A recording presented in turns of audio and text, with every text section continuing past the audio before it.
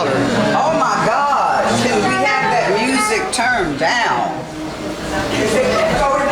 There we go. Thank you. There we go. Thank you so much. Listen, I'm going to follow the script. I've already said good morning to you. I said to you that we are here at the 8th annual Pathways to Hope Conference. My name is Dr. Keely Petty. I am with Kickstart Your Life with Dr. Keely, a global wellness coaching, counseling, and consulting firm. I'm also here representing one of the sponsors, Westcare Foundation, who every year makes a huge financial contribution so that we can have these courageous conversations. Do you know it takes courage to tell somebody I'm hearing voices? It takes courage to tell somebody I feel like somebody's with me and I don't know how to get that presence away. It takes courage, y'all, to know that you may live with somebody who has mood disorders. Hello? Anxiety, depression, limited beliefs, and that's what brings us here today. We are requesting that you complete all of the evaluation forms. We need you to tell us how we have done. Did we do good? Did we do bad? But can I ask you, please be kind. Just be kind in your evaluations. You know that you're getting CEUs. How many of you know you're getting CEUs and all of that? These sessions are only an hour long. You're going to get one CEU. Am I going too fast? No, you're fine. Okay, we either too loud or too fast when we communicate, right? We're either too loud or too fast. So again, we want you to know that you have to stay in the whole session to receive those CEUs. Hello, Reverend Peter. Thank you for being here. You also want to know that CEUs, you got to sign up at the back of the table so that can happen. So now it is my pleasure to introduce to you. We're going to start with we're co-laboring today in this thing, right? But we have another individual. Will you please share with them your information? Hello, I'm a Spanish interpreter. Buenos días a todos. Soy intérprete de español. Si alguien necesita los servicios de traducción, por favor, háganmelo saber para darles un receptor. All right. Did y'all hear her clearly? Because she could have used the mic, but I think they got you. No problem. No problem. So you are here in this session, and I'm just curious. I have to stand up. What brought you to this session? And then Dr. Andy is going to introduce himself and the work that they do, and then I'm going to talk to you about some things. But I'm curious. I need one person from this side with your loud and proud voice to tell me why you chose this session, and I'll need that likewise from this session. Why did you come to this session? You had other options. What pulled on your heart that you would be here in this session? If you want to answer that, I'm all up in this session. It's the most relevant to the work I do. Good. What kind of work did you do? I'm medical case management. All right. Thank you, Douglas. Good. Come on, clap it up for Douglas. Wait a minute, I got to see if it lays out here. Looking good. Hey, Jamie. Community flourishing. Community flourishing. I like that because that's what we're going to talk about. How the work of mental health doesn't damper a community, but it can literally cause a community to flourish. And you, Angelina, have something to do with that. You, Richard, have something to do with the community flourishing. You, Monica, have something to do with the community flourishing. You don't need a PhD. You don't even need a call of God. You just need to care about people. And I live by a quote. I'm going to share this quote and I'm going to pass it on to Dr. Andy. He's going to tell you about something that has actually happened that has caused the community to flourish, I say, in a most unsuspecting place in regards to mental health. But I live by this quote. It carries inside my being. I don't always shout it out, But today I want you to listen to what Mother Teresa of Calcutta said. Was she not the most godliest woman, right? You know, she embodied goodness, the goodness of God. And this is what she said. She said, quote, "If we have no peace, it is because we have forgotten that we belong to one another." So as we digest this conversation on community flourishing, you have to remember that if we want to be ambassadors of peace, we cannot forget about one another. We cannot forget about the least among us, the poor, the broken, the banished.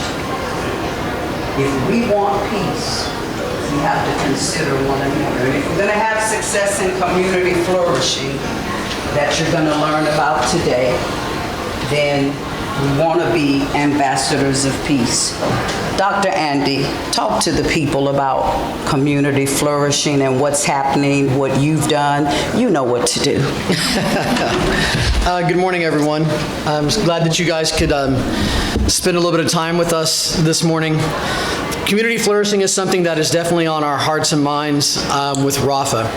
My name is Dr. Andy Gray. I am the lead therapist with Rapha Ministries.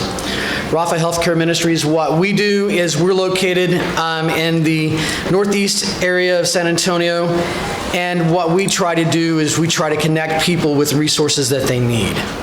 And one of the things that we try to mitigate and to militate against and to really make sure everyone understands is if you hurt your foot, you're going to go to a doctor. At some point in time, it's going to get bad enough you're going to go to a doctor, and most of us don't feel shame. Okay, maybe some guys, we might, right? But aside from the gentlemen here, we're not going to feel shame about going and seeing a doctor about our foot or our arm or anything like that hurting. Why do we have the same problem? Why is it worse to not get help for the most complex thing in the human body, which is our brain? When we're hurting mentally and psychologically, why is there a shame? Why is there a stigma attached to going and saying to someone, "I really need help"? Why is it okay to suffer in silence emotionally and psychologically, but we'll be quick to go to the doctor if it's something else? So one of the things that we try to do is destigmatize what's happening so that we let everyone know you can get help and there are people to help you. Years ago, Westcare was kind enough to provide a grant to the community. Mm-hmm. And a group of churches got together, 8 or 9 churches, we got together, and we went through the training for Bridges to Care. And out of that training, we got together and looked at the needs of our community, and we started meeting people where they were at. So what do we do at Rapha? At Rapha, we do weekly, there's trauma talk on the first Monday. There's bro talk on Tuesday. Now see, here's the deal with bro talk. Fellas, we know we're not going to talk a lot of stuff around ladies, and if there's a lot of ladies present, we're not really going to talk about the things that bother us. It's just the way it is. So trauma talk is for everyone, right? Or beyond trauma, that's for everyone. Bro talk is just for the fellas. And we get together and we talk about the things that affect men's mental health and how and what men are struggling with. And then there's teen talk and there's sister talk.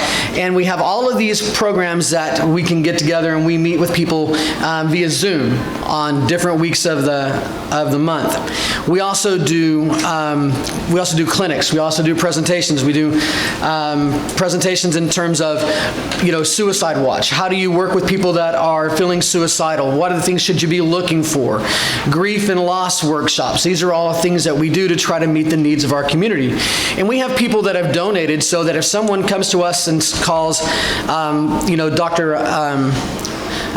Doctor, she would like that. Pastor Veron Blue or myself and say, "I really need help, I'm struggling." We can get them to me or someone else in the team that's trained to be able to go and be able to meet with them. But the real key of what we're doing at Rapha is we're teaching others. We're multiplying the mental health. We're getting others to be trained to be life coaches, to be ministry health coaches, so that we can take the people and we can multiply out our resources and get out to people who need it so that no one is too far from finding someone when they need help. Wow. Now, I mentioned earlier that you all have a particular pocket, a particular community you are working at that I think sets apart the work, and that is the church. What he is talking about is what has manifested and developed in the church. The model program of Bridges to Care, and you stop me if I'm off. I want to help you see what he's talking about in a more profound way, and if you have questions, go ahead and write them down and be prepared to ask them. But y'all, what happened, just like you are here at this mental health conference, there was a group of us church folks at a conference just like this, picked up the model. Rapha picked up the model of what's happening here, took it into the church, and blew it all across the faith-based community. That is the standout of what Rapha Cohort and family and wellness community is doing. Talk to us about the necessity of the church being involved. You know, there was a study done that said 95% of people that are in distress will go to a pastor or their faith leader first. That's where the church comes in. You know, they may not have resources to be able to go and connect with a clinic or to an MD or a psychologist, and the wait is kind of long, by the way, to get into a psychologist these days. I think it's about 3 months or so.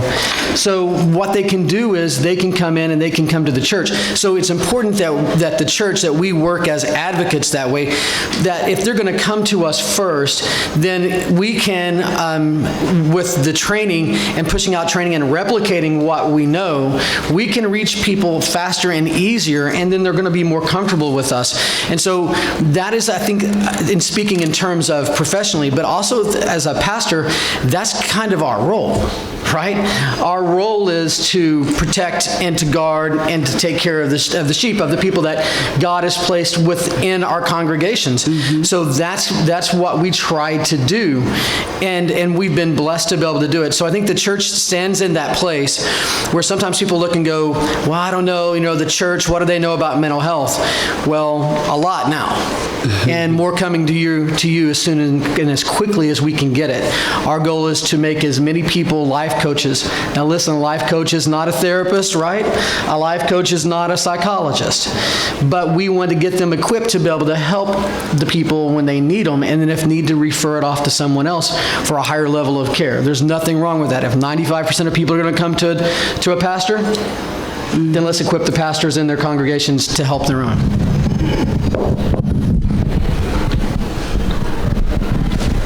I got to watch myself, Dr. Keely. I'll get all fired up and we're going to be in trouble. No, and that's what we want. Does anybody have any questions about that? Any curiosities? Tell us your name. Rebecca. Hi, Rebecca. What does Rapha stand for? So Rapha it's not an acronym. It is one of the names of God, Jehovah, God our healer. Lord God our healer, Jehovah Rapha. Is it R-A-F? R-A-P-H-A. R-A-P-H-A. And it means God is our healer. And the thing about bringing, thank you, because I like to walk, the thing about bringing mental health into the church environment is that we now actually have funding, federal funding, y'all, to get churches, whether you are Baptist, whether you are Methodist, whether you are Episcopalian, Presbyterian, I don't know, it's a lot of different faiths out there, right? But whatever faith you are persuaded by, then this work can come into your church and you establish a whole group of what is called wellness champions. And that's what I'm going to show you the work today. Will you be my clicker? Y'all have any questions for Dr. Andy? Any questions? Who knew that faith and church could mix together? Who had a question? Yes, ma'am. Just curious, in your presentation, are you going to let us know how to volunteer or how to sign up, or how does that work? We have all kind of stuff we can put in your hand. How many hands you got? We got volunteer spaces galore, right? So there are always opportunities to volunteer. Thank you so much. It's always opportunity to volunteer. I know what you just heard Dr. Andy share is like, wow, you're kind of soaking that biscuit in that butter and that gravy and trying to digest it. I'm going to show you the component, one of the components that brought all of this together. How many of you know what kind of flowers those are right there on the screen? Do you know what kind of flowers those are? Yes. And what's so phenomenal about dandelions in this work, this is my logo for my mental health work that I do through Kickstart Your Life. Not only are we kickstarting your life, but we're kickstarting your mental health awareness, right? So the dandelion, I use the dandelion because the dandelion represents hope, it represents healing, and it represents resilience. So when you see a dandelion, although it is known as a weed, I want you now to think, when you see, don't stomp that dandelion out, don't cut it up or pull it up or spray it with the weed stuff, but actually look at it as a symbol of healing, hope, and resilience. Can you say, I'm here today because I need hope, I need healing, and I need to be resilient. Next slide, please. And for all of you who ask questions, I have a gift for you. It's something really refreshing. How about we say that? So on the agenda today, I just think we always have to talk about the what, the who, the how, and the why. Next slide, please. So faith-based organizations have a role in promoting mental health. Why? Because faith leaders, as Dr. Andy just mentioned, the first place an individual will go to is their pastor, their priest, if you're in the Catholic Church. You know, you may have a shaman, you may have a tribesman, I don't know, but whoever leads you in the wisdom and knowledge of faith, you want to take note that that's the first stop.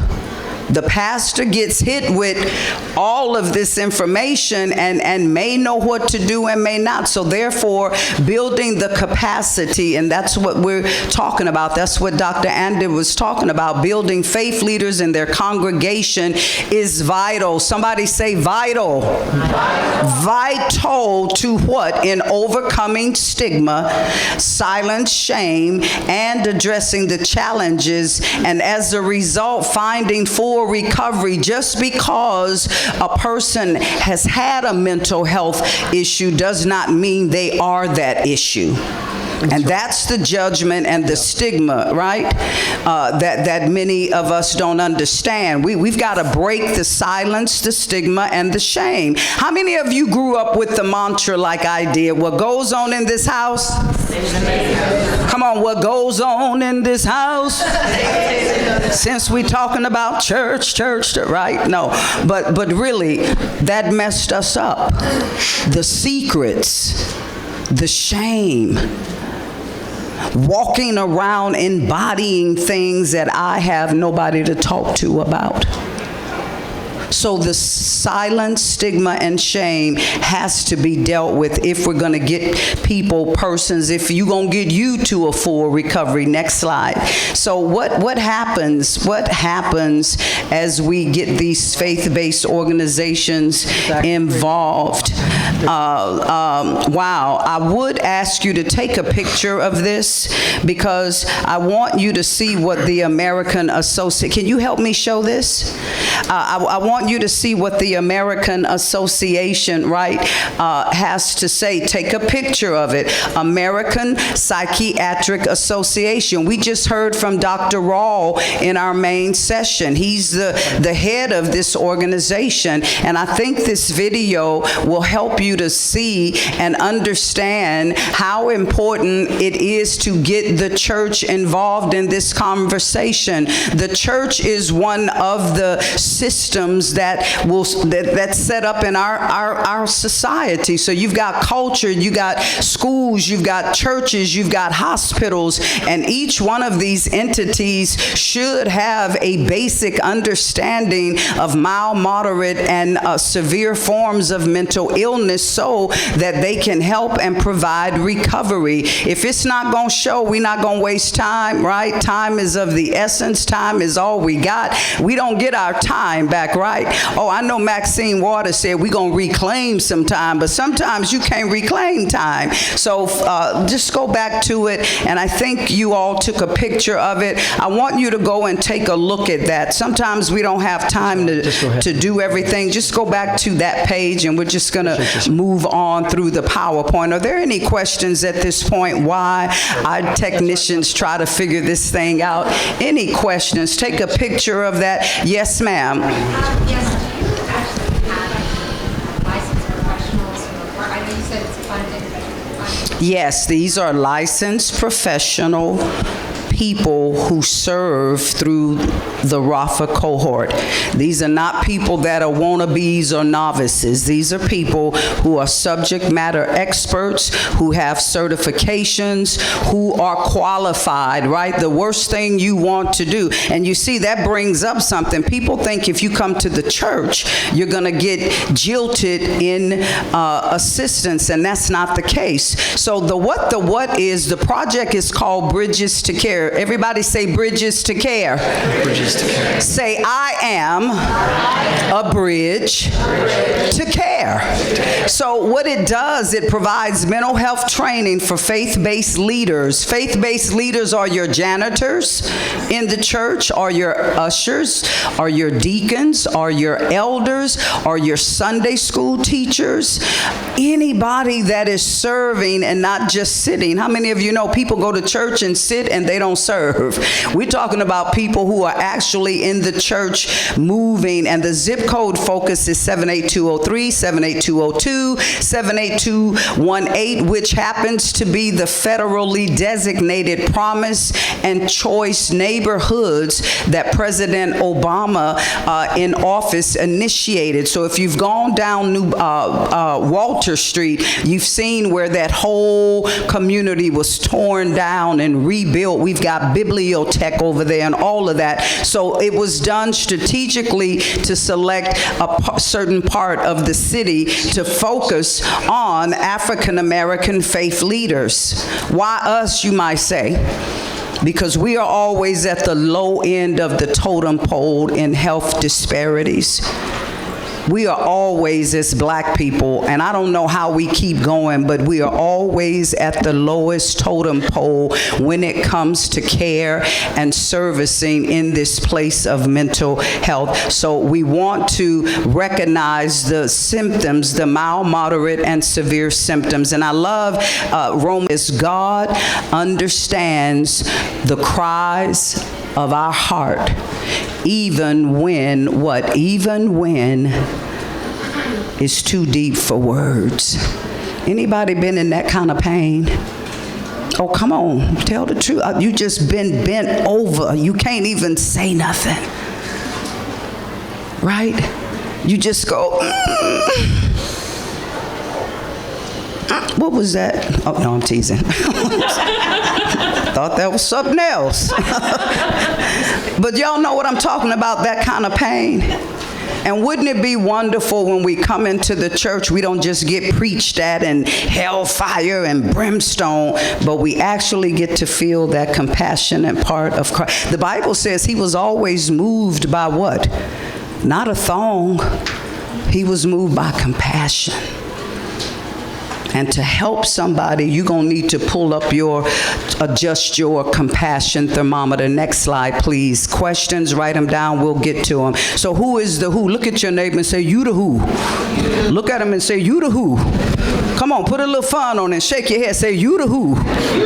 Who is the who? The you or the who? Why? Who are those who we're going to educate in faith communities, faith-based leaders, African-American faith-based leaders, church leaders, equipping congregations with the tools to develop wellness ministries. So we don't only have a kids ministry in our church, we have a wellness ministry, and we equip congregations with volunteer companion programs for long-term sustainability. You cannot promote mental health, wellness, and recovery in a drive-by mode. This is long-term work, okay? So we also understand that support for faith-based leaders through co-sponsorships of like the Pathways to Hope Conference sponsored by NAMI. And Isaiah 6:8 said, I heard the voice of the Lord saying, who can I send? The voice of God is asking, can I send you?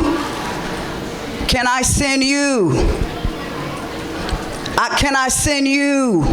Who's going to go and be me in a dark place? Can I send you? I know you got your own stuff, but can I send you, young man? Will you go for me? Will you go for us? Then he said, here I am, I'll go. And that's what we want. We want an excitement and a leap inside of you that says, I will be the one to go and talk to my family about the uncle that been locked up in the cage for years and nobody want to talk about what's going on with him. I'm going to go and be the one. Are you going to decide to be the one? Next slide, please. So this is a story of a who. Take a picture of it. It's a story of a who. After you all watch these videos, hit me up and give me some feedback on what you saw. I have two questions for everybody to ask. Sure. If not me, who? If not now, when? There you go.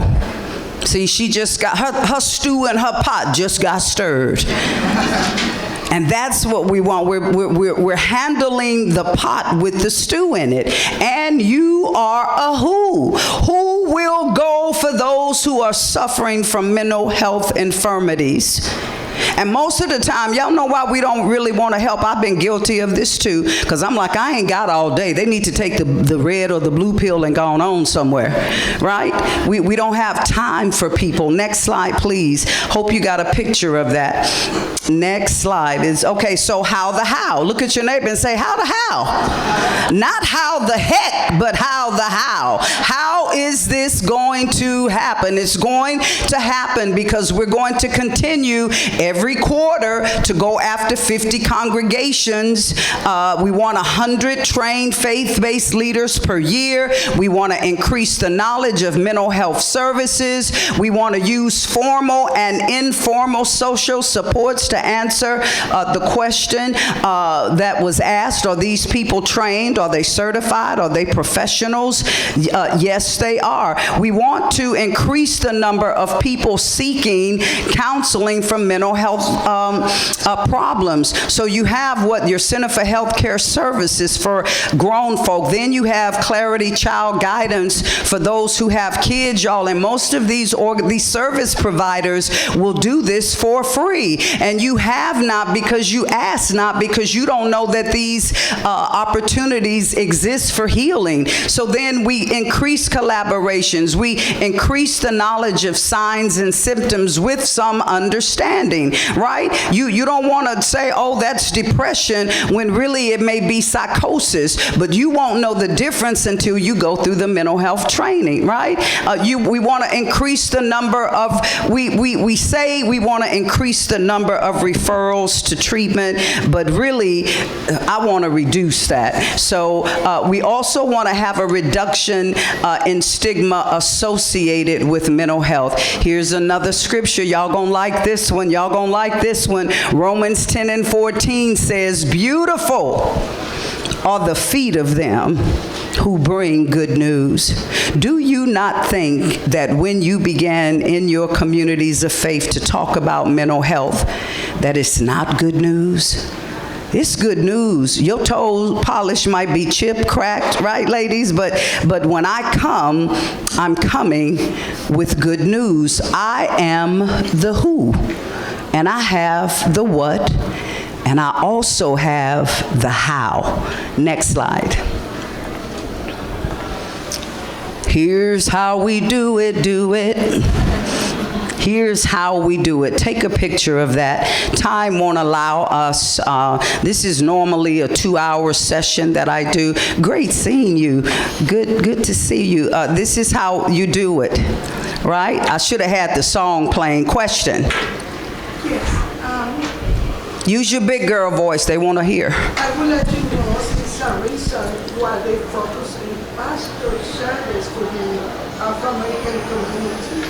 Is something why they focus on these pastors? The focus on the pastors and churches is because 1 in 5 Americans suffer from mental illness, some form of mental illness, whether it is mild, whether it's moderate, or whether it was severe. And as we stated earlier, the focus is because the church has a responsibility in helping those who have mental health issues. But to directly answer your question, we said this earlier, because the first person who is having a mental health episode, the first person they're going to go to is their pastor.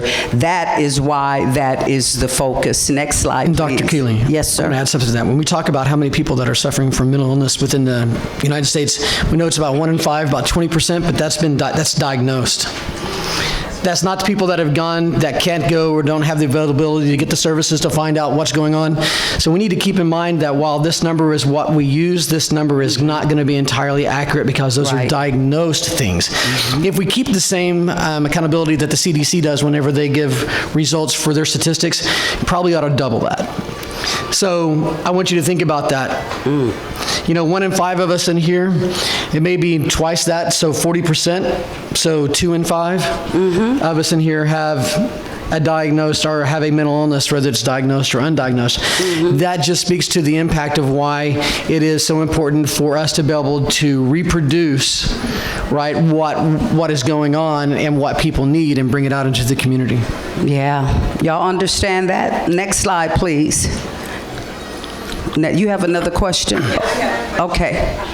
Let's get to it so we can keep it going. Come on. My name is Alicia. Hi, Alicia. I'm in County, and I run a nonprofit called NAMI Support Network. Okay. And what we're doing is trying to prevent moms from going into postpartum depression, All right. mood disorders. So we're more of a prevention. Dr. Keely. One of the problems we've had is getting churches to come alongside. Girl, your problem is over. Y'all clap for it. Tell her it's over. Doing it on our own. Yeah. A handful of us. So I would like some input from you as to how we get support so that we can expand our territory. Thank you. See, that's that collaborative component that we talked about, right? That's that capacity building component. You may want to make your way over to Dr. Andy as we come to a conclusion, but I wanted to show you all. Y'all see all them pictures? Who's on them pictures? I'm on them pictures. See, y'all all would have got a gift, but you missed it. I'm on these pictures because I am married to my beautiful black man right here who pastors a church. And our church is already doing this. We've been doing it. We have been doing this for years. We didn't just hop out and get on the mental health bandwagon 2 years ago after it heightened after COVID. We were not hearing about mental health to the degree that we're hearing about it prior to COVID. Am I telling the truth? Wasn't nobody talking about stuff was still in the closet, right? Shame was still in the game. Nobody was talking about this. Now everybody wants to be a expert on on all things mental health. So what we have done to get into the community through our faith-based efforts, through the anointing, through the call of God on our lives, we've created all of these activities in the community. We create a space. Can I say that? We create a space right in the house of God where you can come, and you don't even have to be a member. I hear somebody out there saying, I wonder if I have to be a member. No, you can come visit Bethel International Christian Fellowship. You're going to get full service from the crown of your head to the sole of your feet. We're going to help you understand that it's nothing wrong. If you can tell somebody you have a headache, or you gassy today, or your head hurt, hello somebody, you ought to be able to tell somebody within that space, you know what, I am not feeling myself today. And when you say that, there ought to be people within that church who have been through the training that Dr. Andy talked about. You should be able to say, I can help you cry. I'm just going to hug you today. I don't really know what to do, but I know there's a wellness center in here, and they got cookies and stuff in there. It smells like a spa. It smells good. It's little snacks in there. We have at our church a little space called a Revive Room. You can just go sit. And we have pamphlet information. Sometimes people are not going to come and tell you, you know what, I see, I'm looking at you, but I see you got two heads on you. See, right there, that's an issue, and you need to not be like, ooh, no, you need to know what to do with that from a professional space. So we host matters of the mind within the community. We participate with the City of San Antonio's Faith Liaison, the intersection. We are part of San Antonio, I see your hand, Metro Health, mental health space. I see your hand too.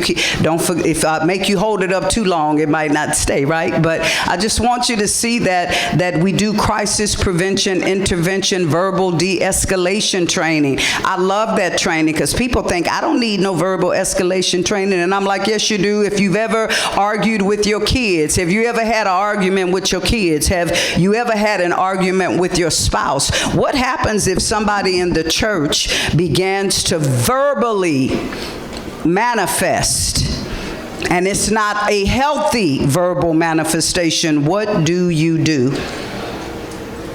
Oh, let me go get the pastor. No, pastor's busy. What are you going to do? Remember, we talked about who's the who, you're the who. We even took this conversation to over 400 people in Nigeria who have an interest in mental health, right?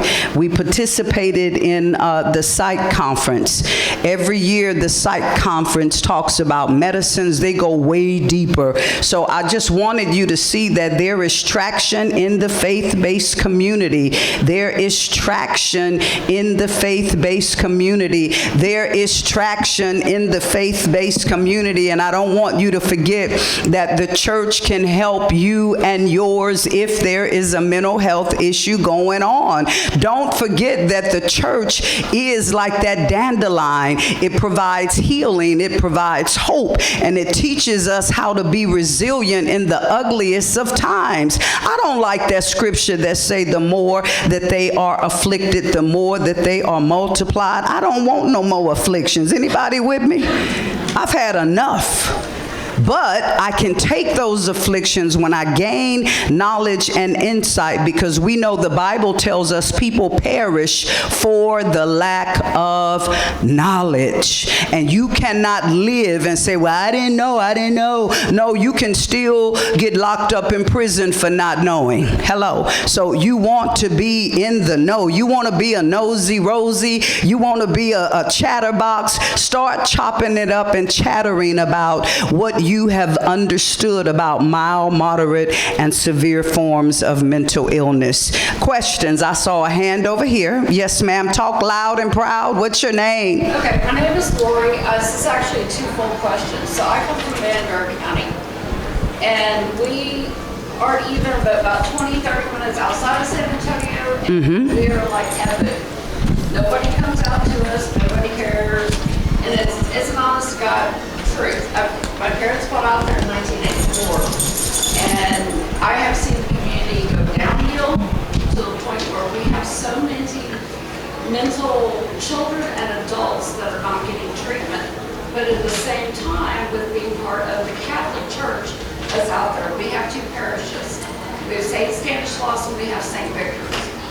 is the Archdiocese already enacting this policy to help us? Or is this something that we are going to have to go to the Archdiocese and ask for? I believe, again, because the church is now involved, I believe you need to go to them, find out who you need to go to. See, a lot of times people go directly to the pastor, but there are other people within that church that are the eyes and the, you know what I'm saying? You always got a sister somebody that know everything, right? So you want to be able to get to them, let them know that this opportunity is available, and can our church, can our parish participate in that? Because the reason why I'm asking is part of the advertisement that caught my attention was Father Garcia was on there. Right. A discussion about the meaning and the reason and with Bear County and everything else. Like I said, the problem is I live in an outlining area and it's basically... So guess what you do? You get the training. Watch this. This is how beautiful this works. We can provide you the training, right? And you get 2, 3 of your other sister friends or males in the church. We provide you all the training, and you all become that bridge to care. You become that wellness champion right there within your own congregation. Okay, so then I need to go to our priest and then have him enact to get it started. Just to get the okay, because you don't want to not be covered, right? Okay. And just say, I sat in this session, this is what's happening. Are you willing to allow us to go through mental health first aid training? Are you willing to let us go through suicide prevention training? Are you willing to let us go through verbal de-escalation training? And just keep it short and simple and respectful. And I promise you the answer will be yes. Yes, ma'am. You didn't ask me what brought me here today. I'm coming back to you because you my firecracker today. I'm on the board of the Prosumers, a state leader in consumer-operated peer support services. And I'm here to get information, but more important, inspiration on how the Prosumers can support your mission. Girl, we got you. We're going to give you some cards. We're going to give you some information. Ma'am, what is your question?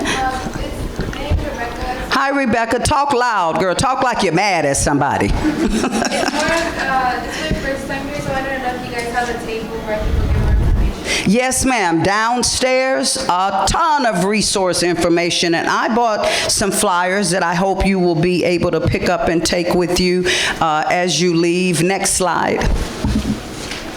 And y'all don't forget Dr. Andy's here. I don't want him to feel like I'm hogging the time. But listen, these are the mental health awareness core trainings that you take.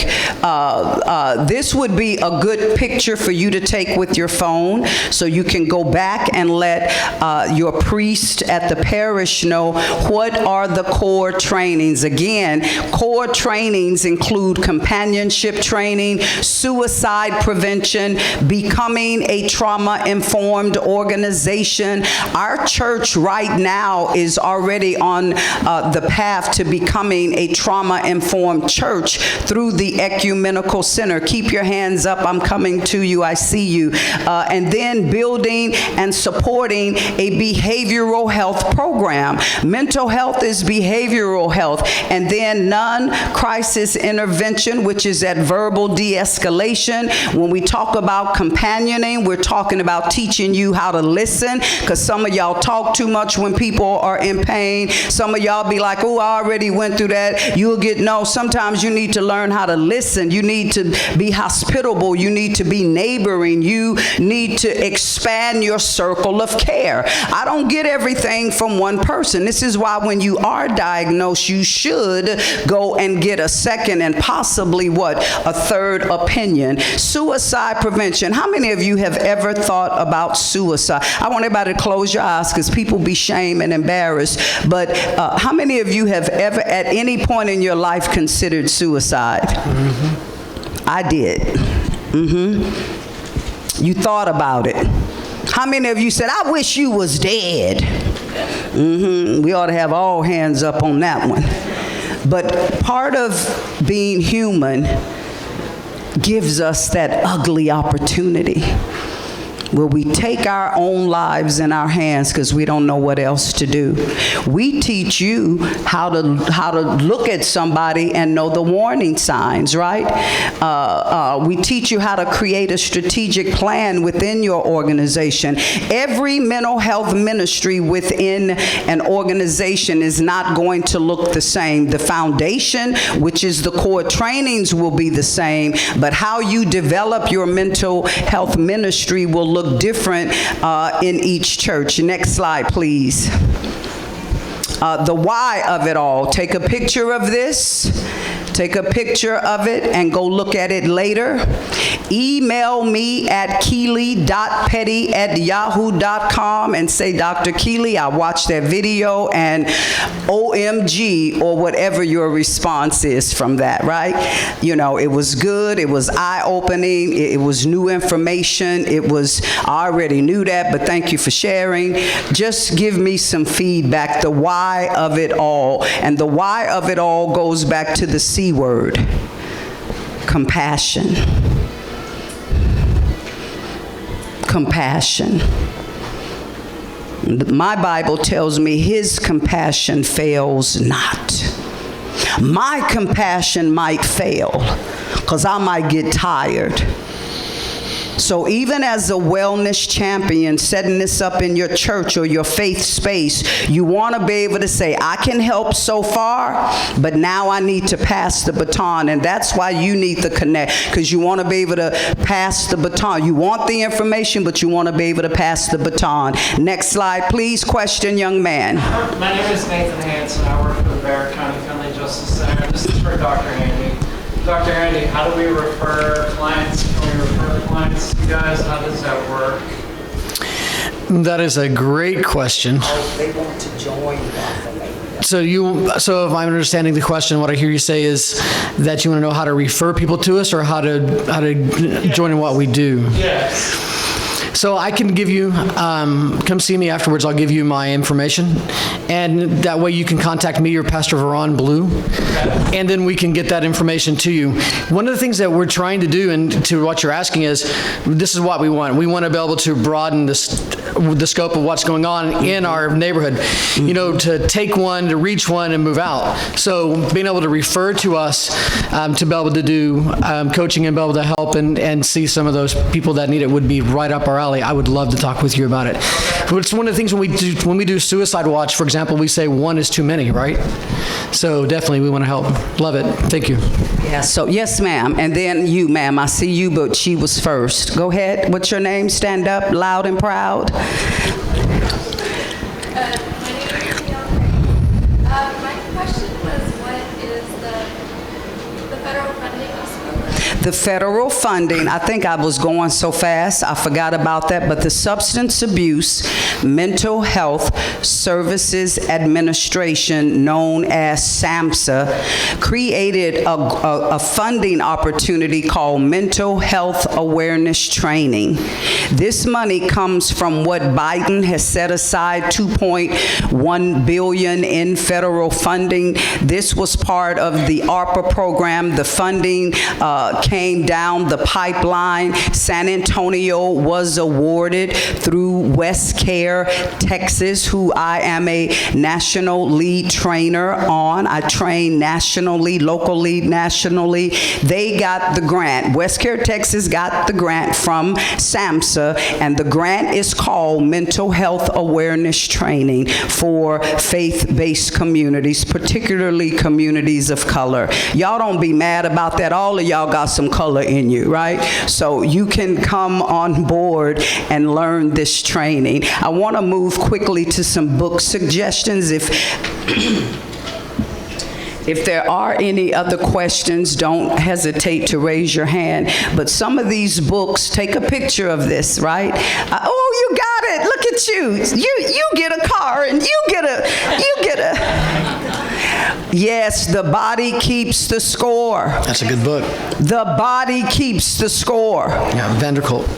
When you look at My 600-Pound Life, anybody watch that show?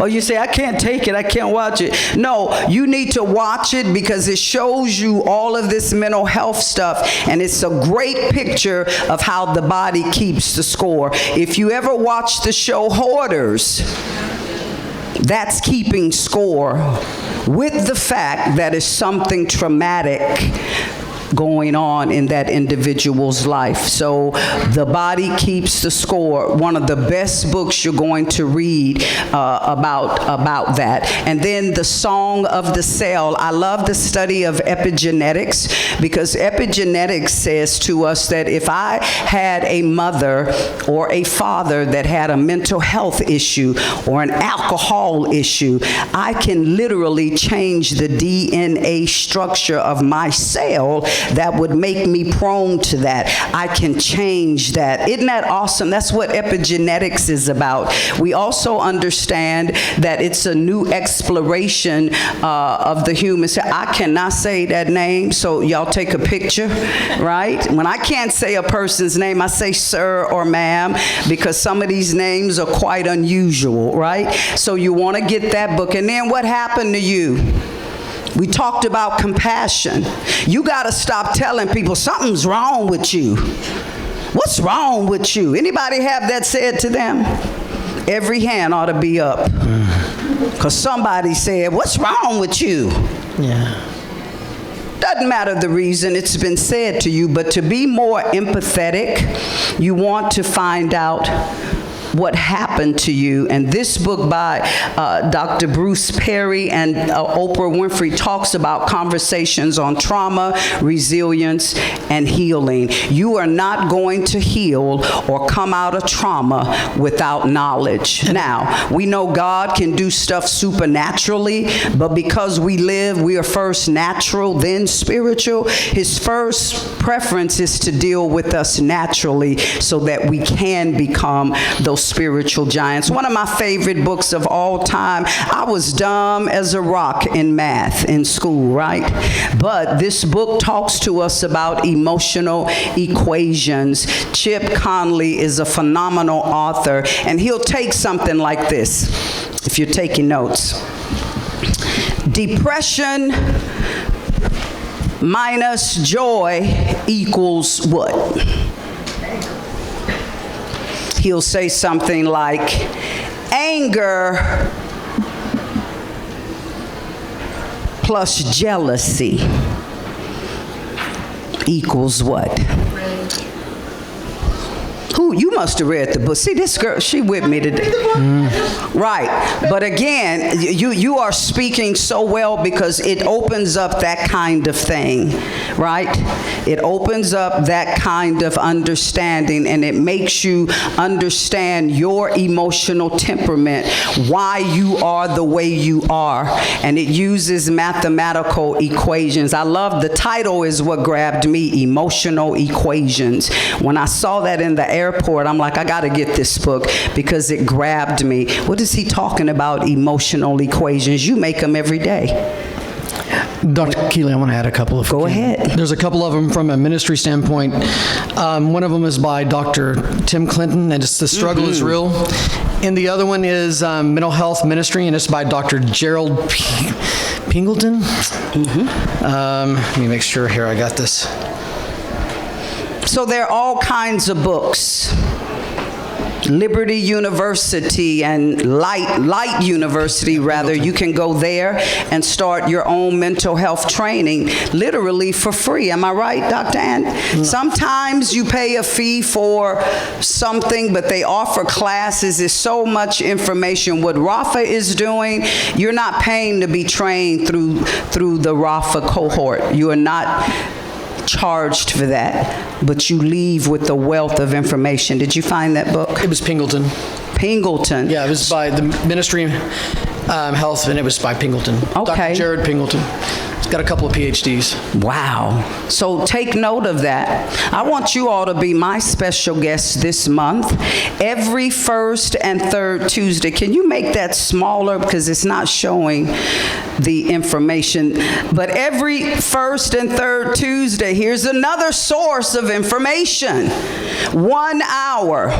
1 hour you will spend with me. I will not charge you. This is my free counseling. You want a counseling session? You can get it free every first and third Tuesday night of the month, 7:00 p.m. on Zoom. I'm not sure why the bottom is not showing, but this month, y'all, September 5th, 7:00 p.m., write the Zoom number down, 247-855-0151, or you can look for me on Facebook. I host it on 2 platforms. Look what we're talking about this month. Is this not a mental health issue? Identifying self-sabotage. You want to know why you procrastinate and can never get stuff done and you think it's okay, but really it's a blow to your mental health. Next slide. You want more information? I'll be here afterwards. Who that? That's me. And that's my time. I'm going to turn it back over to Dr. Andy. If there are any questions, any other questions? Did anybody have a aha? I see 2 hands. Yes, ma'am. Yes. Talk loud. They can't hear you over here. Yeah, I was just curious as far as the people that are incarcerated, as far as severely traumatized or in the state hospital. I know that, they have their services, but I know there used to be a program to help, I guess, for if they are released to work with them.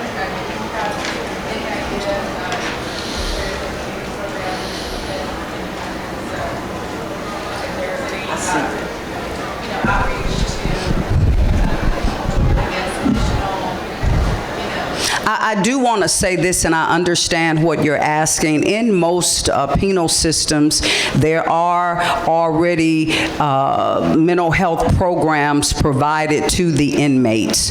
It's by choice. They will not force the inmate to go and receive the help or to go and get diagnosed, but that is available within the penal system. What we're talking about is a flourishing community through a work that is happening through the church and the faith-based community. Yes, ma'am, I saw your hand up. I wanted to ask you the 4 trainings that are offered. Can you? Are they in person or on Zoom or the computer? They are on Zoom. They are on Zoom. The trainings that we do through the mental health awareness training is every Thursday from 7 to 9, and then we do Saturdays from 1 to 3 p.m. Not at my church. You will log into a Zoom, right? You'll register. You'll go to Eventbrite. You'll register. I'm going to take privilege of one of those sign-in sheets over there. And if you are interested, I want you to sign in that sign-in sheet.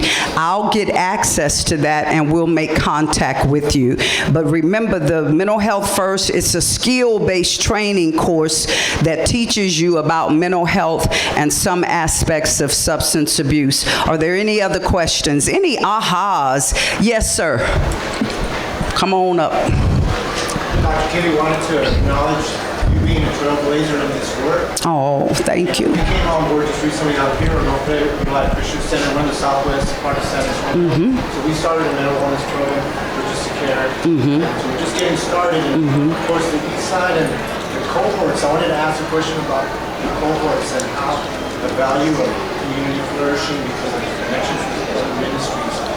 You've done a great job on the east side, and it seems like on the southwest side of San Antonio, as we're starting to launch, we're looking for partners as well to grow and expand. So just wanted to get your feedback on the type of activities you have in your cohorts and how you see that beneficial in in that process? Again, in the cohort, I'm about to start a cohort at the end of September. And again, if you are interested, I have flyers because guess what? Substance Abuse Mental Health Services Administration rolled out another level of funding. And Westcare, Texas, Westcare Foundation wrote a grant and got more funding to provide not just mental health, but trauma-informed ministry model. I will be traveling and training that. I'm starting cohort number 1 here in San Antonio. I want you to grab this for your understanding about what we will be doing. My information is here. Sign up at the back and we can get you going. The trainings are fun. They are kind of sad, but I make the training fun. I honor your time. Rapha makes the trainings fun. They honor your time. You get a certificate. We have a celebration of you graduating after that, and then you are now on your way to developing a wellness ministry in your church, in your bridge club, right at the Chamber of Commerce, wherever we can funnel this information. That is our heart's desire because we are the who. We are the who. Any other questions? Yes, sir. I'm sorry, you right here in my face and I didn't see you. I just had a quick question. So for a lot of people in the community who have low or no income and lack of access to insurance, mental health access is difficult. And so for this program, the Rapha cohort, I was curious for those in the community that maybe are not of the faith-based persuasion but still need those resources. Yeah, we don't shut nobody out. Now, we're talking about how we're using the church, right? Yes. But anybody can walk into Bethel. Anybody can walk into the Rapha cohort, I believe. If not, they will give you instruction and guidance. This is just where, again, SAMHSA saw that there was an opportunity to engage the faith-based community in recovery and wellness. And this is the path. All I've done is show you the strategy that the government says we will fund this work, and this is what we want you to do, and these are the anticipated and the expected outcomes of what we want. You know the government ain't gonna give you no cheese or nothing else without, you know, some work involved, right? So opposed to calling it a work, I call it a service to humanity. Why? Because if we have no peace, it is because we forgot what? We belong to one another. Any other questions, comments, ahas? Yes, ma'am, right here. Sure, come on, you're gonna have to come close though, because sign up in the back if you